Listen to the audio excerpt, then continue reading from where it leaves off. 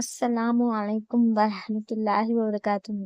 آپ صلی اللہ علیہ وسلم نے فرمایا، جو شخص صبح و شام یہ 7 مرتبہ دعا پڑھے گا، اللہ تعالیٰ اسے دنیا و آخرت میں سے جو چاہے گا عطا فرمائے گا، مشکل پریشانیاں دور کر دے گا۔ اردو اور انگلش ترجمے کے ساتھ بتانے جا رہی ہوں، ویڈیو اینڈ تک دیکھیں۔ اچھا لگے تو لائک، شیئر، سبسکرائب ضرور کریں۔ اعوذ باللہ من الشیطان الرجیم۔ میں پناہ مانگتا ہوں اللہ کی شیطان مردود سے۔ I seek refuge in Allah from Shaitan the accused one۔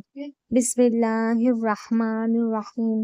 شروع اللہ کا نام لے کر جو بڑا مہربان نہایت رحم والا ہے۔ In the name of Allah, the most beneficent, the most merciful۔ حسبی اللہ لا الہ الا ہوا علیہ توکلت وَهُوَ رَبُّ الْعَرْشِ الْعَظِيمِ۔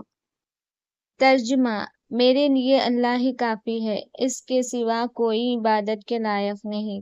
میں نے اسی پر بھروسہ کیا ہے، وہ عرش عظیم کا مالک ہے۔